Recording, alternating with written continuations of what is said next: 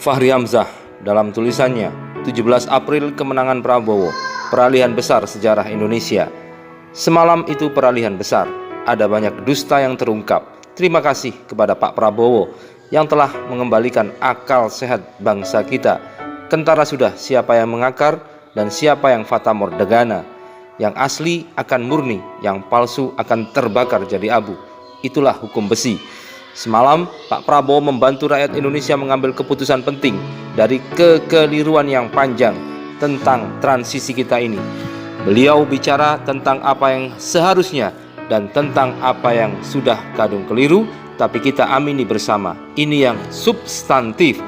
Pak Prabowo semalam meluruskan kembali doktrin-doktrin dasar kita bernegara dan cara kita bertahan sebagai sebuah republik besar. Kata pembuka beliau tentang sebuah Pancasila sebagai kesepakatan yang agung itu jarang terdengar dan tenggelam oleh motif-motif doktriner dan adu domba. Di bidang pemerintahan, Prabowo fokus membangun pemerintah yang kuat dengan cara salah satunya adalah membersihkan pemerintahan dari korupsi. Mustahil kita bisa membangun jika korupsi dan sogok menyogok serta jual beli jabatan masih stadium 4, sebuah argumen yang padat. Lalu jangan tanya tentang hankam, Prabowo jagonya. Kita sendiri yang menonton debat saja sudah merasa dilindungi, apalagi kalau sudah memimpin. Sementara dalam politik luar negeri, 1000 kawan terlalu sedikit, 1 lawan terlalu banyak. Lagi-lagi sebuah posisi yang nyata dalam berdiplomasi. Pidato pembukaan yang 4 menit itu telah merangkum arah bangsa kita ke depan. Ideologi yang kokoh dengan pemerintahan yang kuat karena bersih dan profesional, kekuatan hankam yang berwibawa di mata dunia, dan diplomasi yang berdasar pada kekuatan dan kepentingan nasional. Setelah pidato pembukaan 4 menit itu, saya menulis di laman media sosial saya 1 kata, tamat.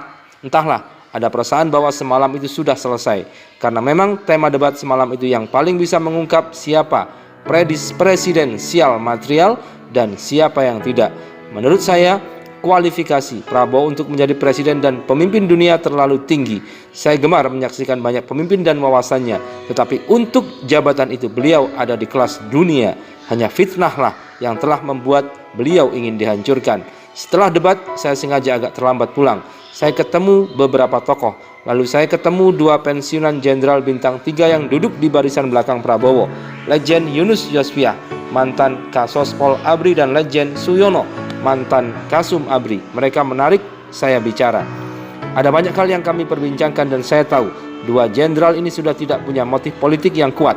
Mereka hanya menyayangkan fitnah kepada Prabowo dilakukan oleh mereka yang punya motif politik kotor. Padahal Prabowo adalah prajurit dengan prestasi besar.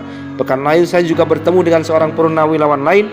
Umumnya mereka yang rendah hati dan tidak suka dengan kelakuan tukang fitnah kepada Prabowo. Jangan lupa, Prabowo menerima ucapan terima kasih secara resmi dari negara, diteken oleh Presiden Habibie, katanya kesal. Seorang kolega Prabowo juga cerita bagaimana prajurit ini digembleng. Jarang jenderal yang mendapat tugas ke daerah operasi mempertaruhkan nyawa. Dia tidak pernah nolak, dia pemberani dan tidak manja, padahal dia bisa menghindar. Jadi dia jenderal beneran, bukan kaburan.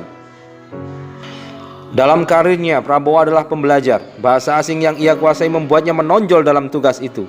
Yang menjelaskan ketika menjadi Danjen Kopassus Indonesia mendapat ucapan terima kasih dari Sekjen PBB Butros Ghali karena menyelamatkan sandera dari berbagai negara. Di bawah Prabowo, pasukan khusus kita Kopassus menjadi salah satu pasukan elit yang berwibawa di dunia. Dapat dibayangkan kalau jadi presiden, wibawa militer akan naik dan dunia akan segan. Apalagi teroris kelas cemen akan lari terbirit-birit, Indonesia akan aman. Jadi secara simbolik, tanggal 17 April nanti adalah arus peralihan sejarah Indonesia yang kembali jaya dan berwibawa. Lebih dari sekedar macan Asia, tapi kekuatan nomor 5 dunia.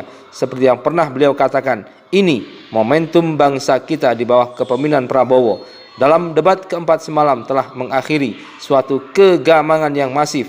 Seorang pemimpin telah lahir. Mari kita sambut tanpa ragu lagi. Kita ingin Indonesia segera menjadi yang seharusnya. Prabowo Sandi akan menjadi nahkoda utama menuju Indonesia menang.